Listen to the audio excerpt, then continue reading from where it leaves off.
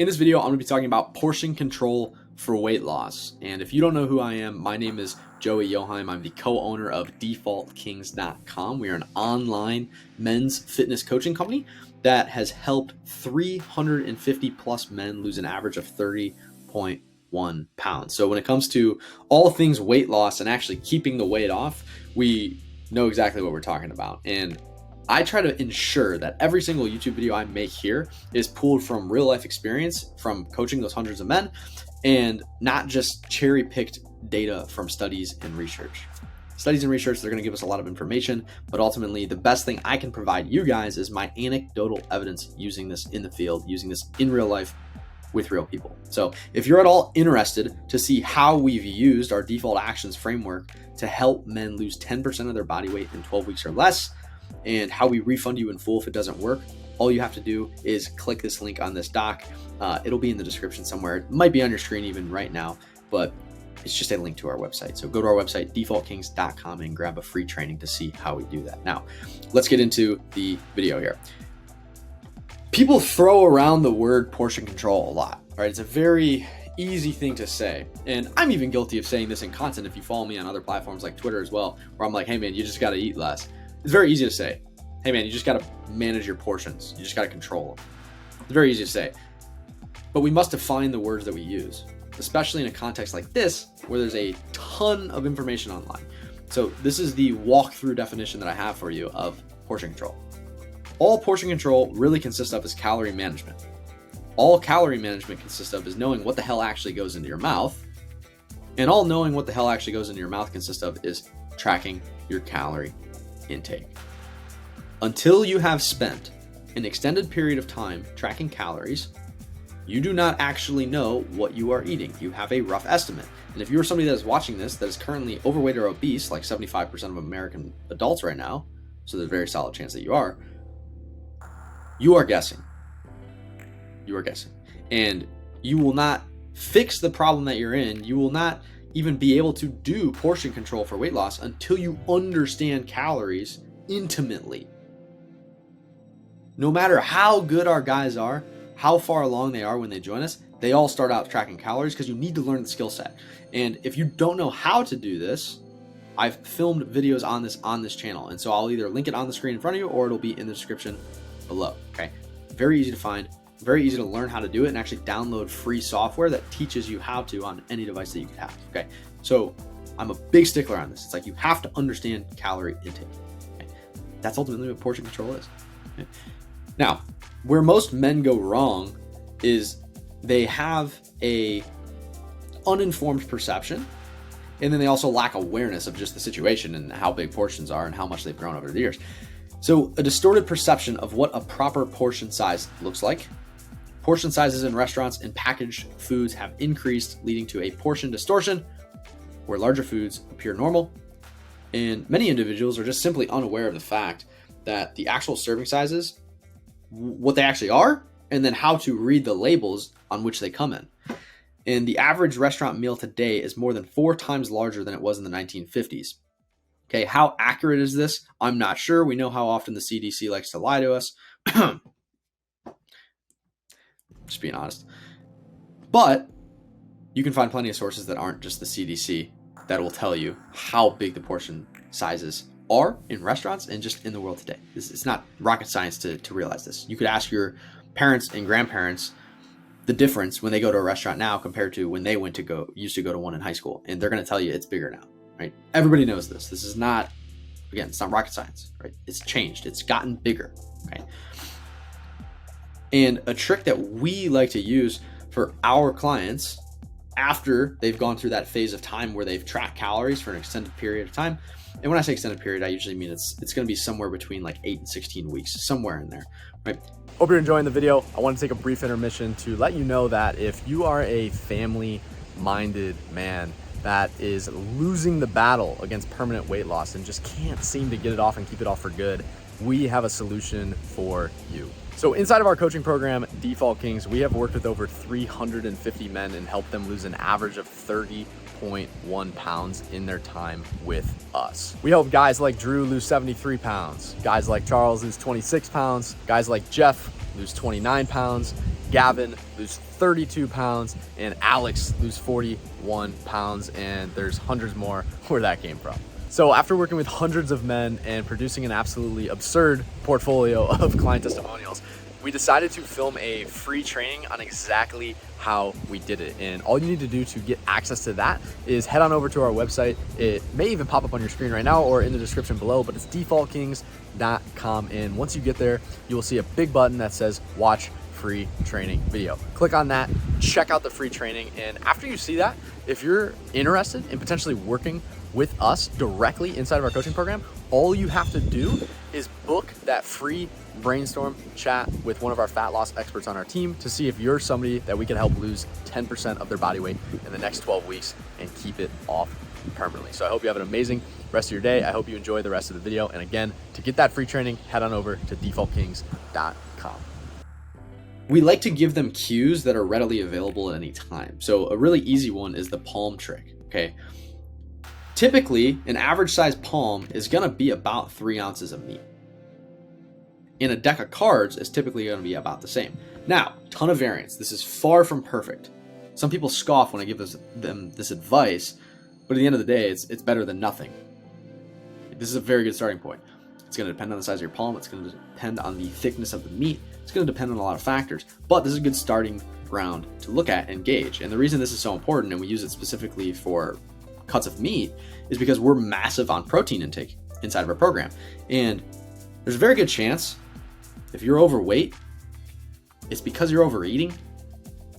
And if you're overeating, there's a very good chance it's because you're undereating protein. Because if you don't have enough protein, your hunger cues and your hormones are going to be all out of whack. You're going to be eating past the point of satiation very often and consuming far too many calories, hence the reason you may be overweight or obese. So this is a very good trick to use to just prioritize that protein intake. So this is a trick you can use. And additionally, like I was saying earlier, a lot of people just don't know how to read a nutrition label. So I'm going to give a quick little masterclass on this. And I pulled this screenshot. Actually, both of these screenshots are from resources inside of Default Kings. Okay.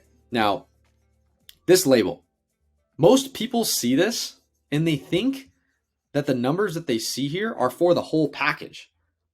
So if this was a box of Cheerios, somebody that doesn't know how to read a label would look at this and say, oh, this whole box has 230 calories in it, 8 grams of fat, 37 carbs, and 3 grams of protein. That's what somebody that doesn't know how to read a label would think.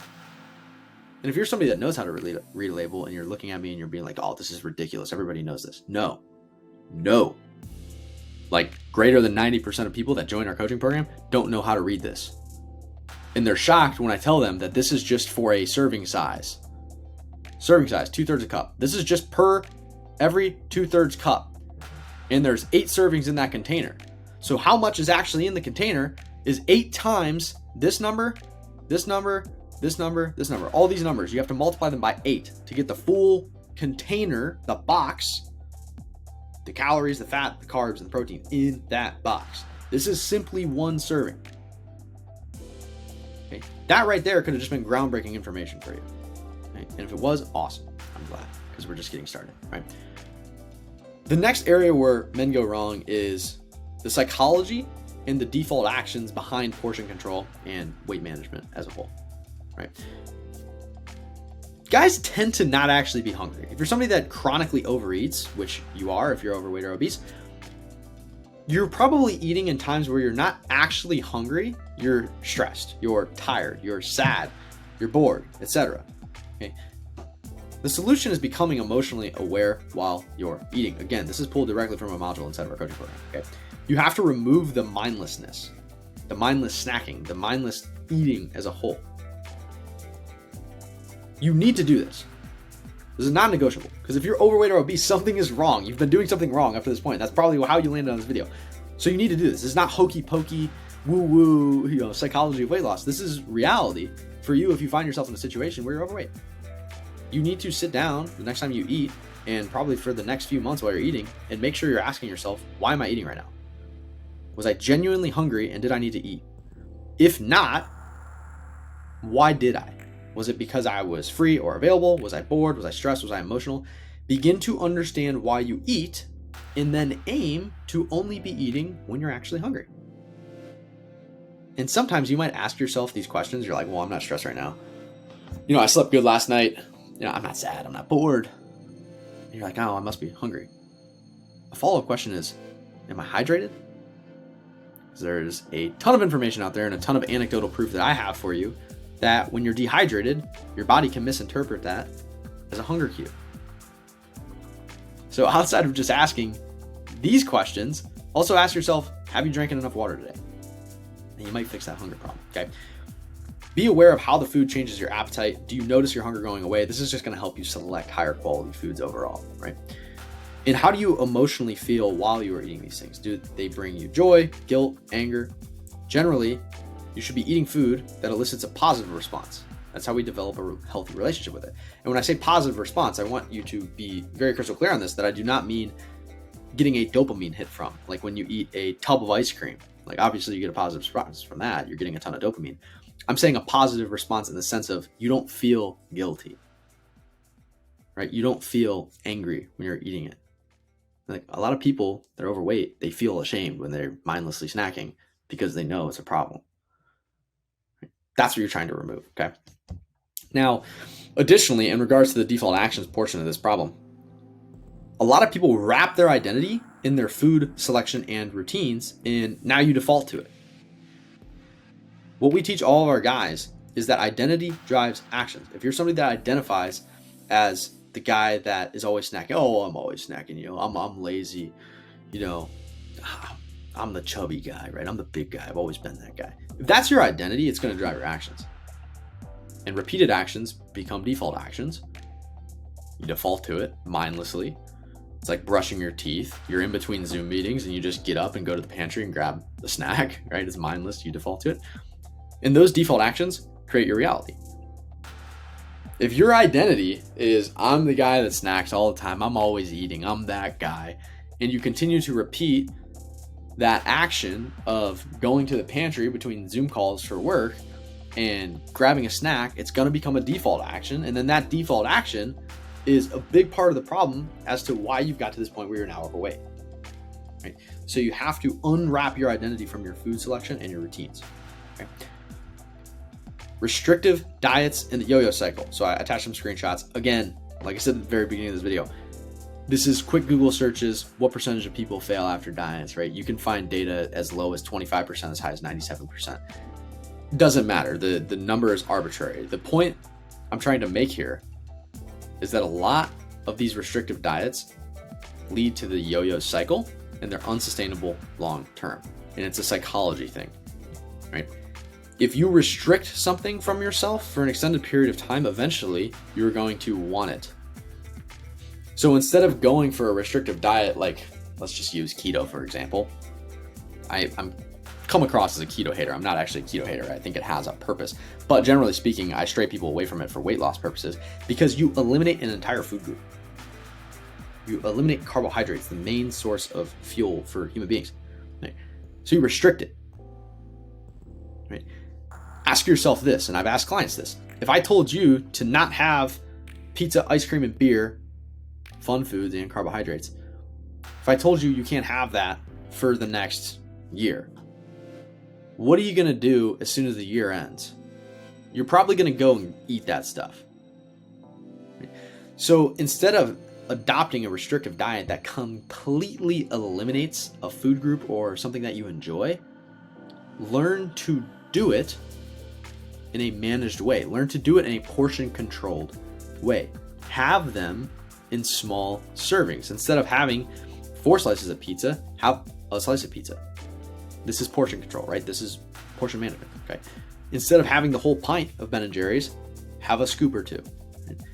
We have never, ever once told a client that they cannot have a specific food, ever. We just say you have to manage the amount that you have, the quantity, right? You don't have to eliminate groups. You just have to manage the quality. You have to portion control. You have to have a limited amount of it, right? Next thing, environment and family bottlenecks, okay?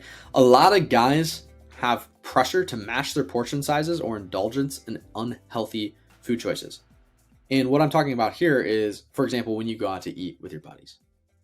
Right? And if your buddies, your chances are, if you're overweight, your friends are overweight, you're going out to eat, they're going to overindulge, and there's going to be a lot of social pressure for you to overindulge with them. But the reality is you're on a different path. You're trying to make a change. You have to actually act in that manner. Okay. So have to overcome this, right? It's easy to access high calorie foods, and then also food advertising can be misleading. So a lot of the foods that are cheaper, easier to access, they're typically packed with high calorie oils, high calorie refined carbohydrates, because it gives it a longer shelf life, right? Have to be aware of this. And additionally, food advertising, like I was talking about with the nutrition label earlier, is some companies can use the serving size to market a low calorie food, and then you don't really realize that there's 8 servings in the container, and so you see a box that says low calorie. Well, yeah, it's low calorie per each serving, but the box itself is really high calorie. So you have to be aware of food advertising and what they can actually get away with, okay? Additionally, society is inverting your thinking, right? You may perceive weight loss strategies, asking for help, or making social commitments as something that is emasculating and makes you less of a man, right? We have guys that have this issue quite often, is they think they're less of a man because they asked for help, and that is far from the truth.